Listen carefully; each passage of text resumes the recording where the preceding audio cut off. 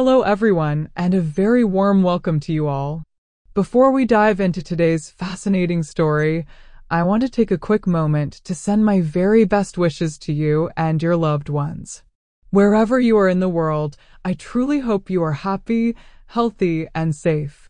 Thank you for spending some of your valuable time here with me today. Now, let's talk about something you've almost certainly encountered, probably played with, and maybe even found strangely satisfying. I'm talking about bubble wrap. That simple, ubiquitous sheet of plastic pockets filled with air that brings a smile to people's faces with every little pop. It's a packaging material, a stress reliever, and for some, an obsession. But what if I told you that this iconic material, this symbol of modern shipping and simple pleasures, was never intended for packaging at all?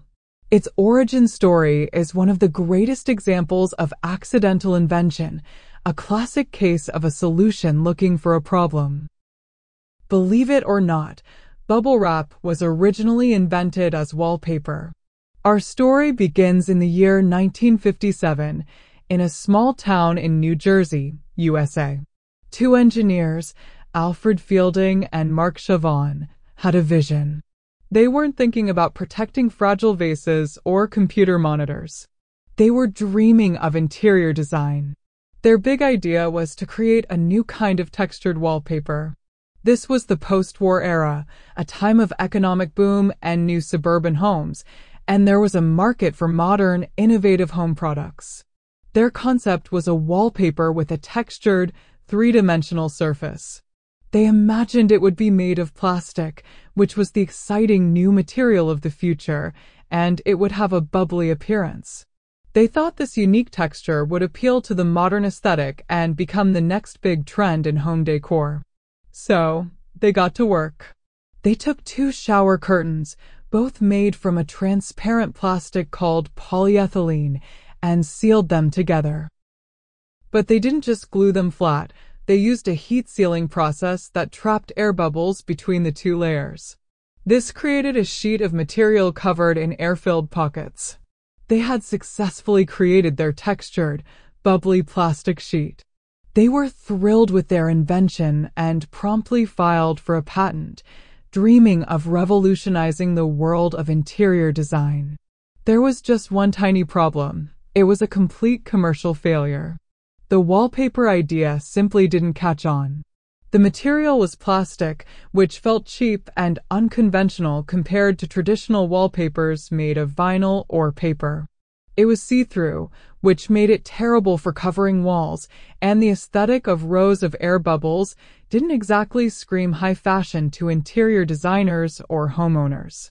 It seemed like their great invention was destined for the dustbin of history, another failed product in the long history of innovation. But Fielding and Chavannes were not men who gave up easily. They knew they had created a unique material. They just had to find the right application for it. They started thinking about what this material could actually do. It was lightweight, flexible, and most importantly, those air bubbles provided cushioning. They began pitching it for every other use they could possibly imagine. They thought it might make good insulation for greenhouses, trapping air to help regulate temperature. That didn't work. They suggested it could be used as a protective covering for soil and outdoor planters. That also failed to gain traction. They even tried to market it as a new type of cleaning mat for use in washing machines, an idea that seems rather bizarre and impractical today. One by one, every idea they came up with was rejected. Their invention, which they had named AirCap, was a solution desperately searching for a problem to solve. The turning point, the moment of genius that would change shipping forever, came from a completely different direction. A brilliant marketer named Frederick Bowers, who worked for the company Fielding and Chavannes had founded called Sealed Air, was tasked with selling this peculiar material. In 1959, just as IBM was preparing to launch its new 1401 computer, one of the first mass-produced, transistorized machines that was destined for offices and businesses around the country, Bowers had a revelation. Computers in those days were not the sleek, all-in-one devices we know now. They were massive, incredibly expensive, and incredibly fragile machines filled with delicate vacuum tubes, intricate wiring, and sensitive components. Shipping them was a nightmare. The existing packaging materials, like newspaper, straw, or shredded paper, were messy, inconsistent, and often ineffective at preventing damage from the shocks and vibrations of transport. Bowers saw the IBM 1401, and he saw the perfect problem for his product. He arranged a meeting with IBM and made his pitch. He demonstrated how the bubbly plastic sheet could be wrapped around fragile components, how the air pockets would act as tiny shock absorbers, cushioning the device from impacts. He showed them how it was clean, unlike messy straw or paper that could get into the machinery. It was lightweight, which wouldn't add significant cost to shipping. It was reusable. It was perfect. IBM agreed, and they became the first major client to use bubble wrap as a protective packaging material. And, just like that, the fate of this failed wallpaper was sealed. It found its true calling. It wasn't meant for living room walls. It was meant for cardboard boxes. The success with IBM opened the floodgates. Soon, every other company shipping fragile items, from glassware and ceramics to electronics and precision instruments, wanted this amazing new material. Sealed Air Corporation, the company founded on a failed wallpaper idea, skyrocketed to success. But what is it about this material that makes it so effective? The science behind it is actually quite elegant and beautiful. To understand it, we have to talk about the material itself and the physics of the air bubble. The plastic used is almost always polyethylene, a polymer, which is a substance made up of very long chains of molecules. These chains are all tangled together, which gives polyethylene its flexible and durable properties. It's strong enough to contain the air, but pliable enough to conform to the shape of whatever object you're wrapping. Now let's focus on the star of the show, the individual air bubble. Each one is a tiny masterpiece of engineering. When a force is applied to the sheet of bubble wrap, say you drop a box, that force doesn't just go straight through to the fragile item inside. Instead, it is distributed. The bubbles that are directly impacted compress. The air inside them has to go somewhere. Since the bubble is sealed, the air can't escape, so the plastic itself has to stretch and deform, absorbing a huge amount of the kinetic energy from the impact. Furthermore, the force is also spread out laterally to the surrounding bubbles. So a sharp, focused impact is transformed into a gentler, distributed pressure. It's a principle based on a simple idea. Air is a fantastic cushion. Think about air mattresses or airbags in cars. They all work on the same fundamental concept of using trapped air to absorb energy and decelerate an object more gently. The manufacturing process is a fascinating ballet of chemistry and mechanical engineering. It starts with tiny pellets of polyethylene resin. These pellets are fed into a massive machine where they are heated to a very high temperature until they melt into a thick, viscous liquid. This liquid plastic is then forced through a circular die, forming a continuous, thin, tubular balloon of film. As this tube of plastic emerges, it is still hot and pliable. It is immediately stretched upwards by rollers, and during this ascent, it is cooled by water or air. This process is called extrusion, and it creates the two primary sheets of film that will become the bubble wrap. The next step is where the magic happens, the bubbling. One of the sheets of plastic film is fed over a specially designed roller. This roller is not smooth. It is covered with hundreds, even thousands, of tiny holes. Meanwhile, the second sheet of plain film is fed into the machine. As the first sheet goes over the perforated roller, a vacuum is applied, sucking the plastic down into each of those tiny holes, forming the familiar hemispherical domes. This creates a sheet full of little cups. Immediately after this, the second, flat sheet of plastic is laid on top. The two sheets are then heated and pressed together between large rollers, sealing the flat sheet to the edges of all the little cups, trapping air inside them. But wait, how does the air get inside? There are two main methods. In one method, the air is trapped during the sealing process itself.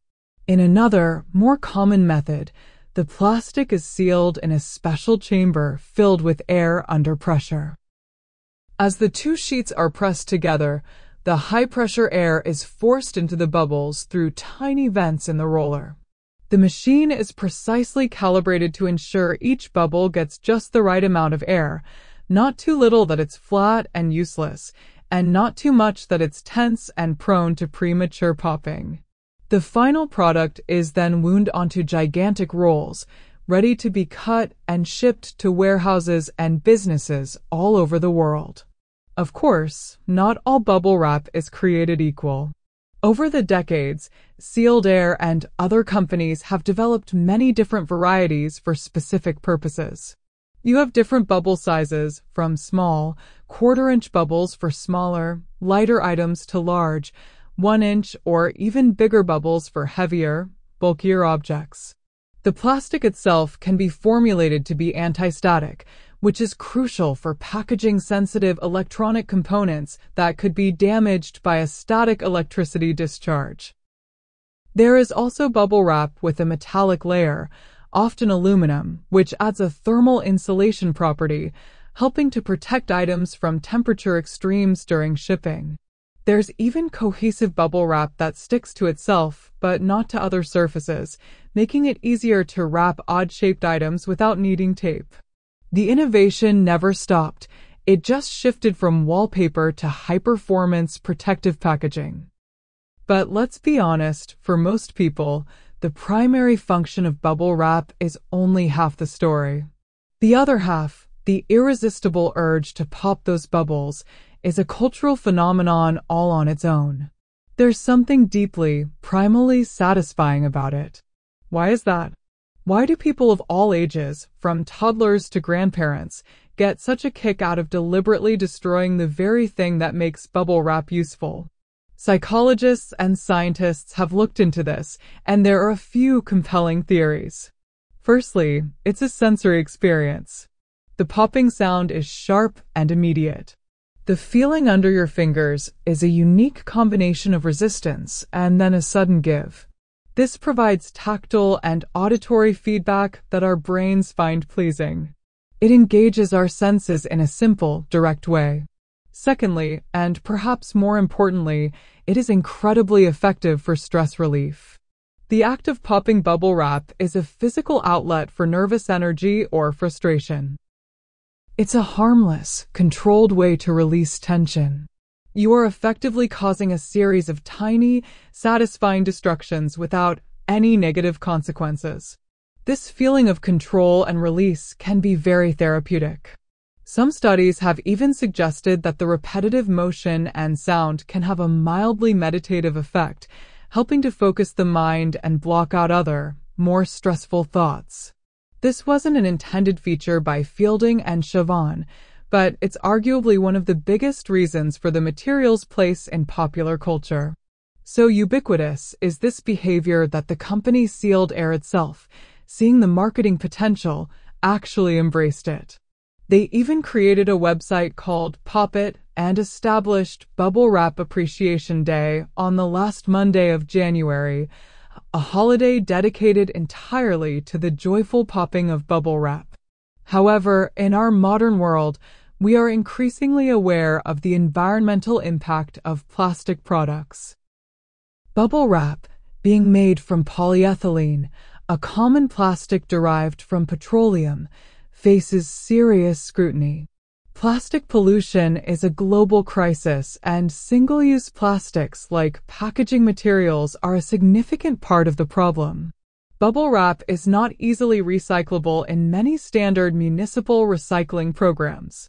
While the plastic itself is recyclable, the structure of it, two thin layers of film with trapped air, can cause problems for the sorting machinery at recycling facilities. it often gets tangled in the equipment. Furthermore, if it is contaminated with tape or labels, which it almost always is after use, it becomes even harder to process. As a result, vast amounts of used bubble wrap end up in landfills, where it can take hundreds of years to decompose, or worse, as litter in our natural environments and oceans. This environmental challenge has sparked a new wave of innovation, pushing the industry to find more sustainable solutions. Many companies are now producing bubble wrap made from recycled polyethylene. This gives a second life to existing plastic waste, reducing the need for virgin plastic. Even more promising is the development of biodegradable and compostable alternatives. Some companies are creating cushioning materials from recycled cardboard, fashioned into honeycomb structures or other patterns that provide excellent protection. Others are experimenting with completely novel materials, like foams made from mushrooms, mycelium, or packaging peanuts made from natural, water-soluble starches. The classic bubble wrap itself is also being reimagined.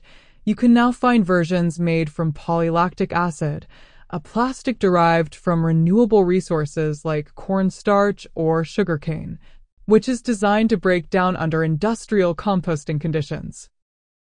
The quest for the perfect packaging material continues, but now with a new, critical parameter: it must be kind to our planet. The journey of bubble wrap is a truly remarkable story of human ingenuity. It's a testament to the fact that a brilliant idea can come from anywhere, even from a failed attempt at making wallpaper.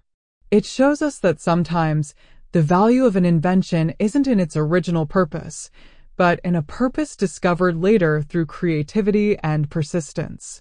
From protecting the world's most advanced technology to providing a few minutes of simple, poppable joy, bubble wrap has cemented its place in our lives. It's a humble material, but one that has quietly supported global commerce and brought a little bit of fun into our everyday existence.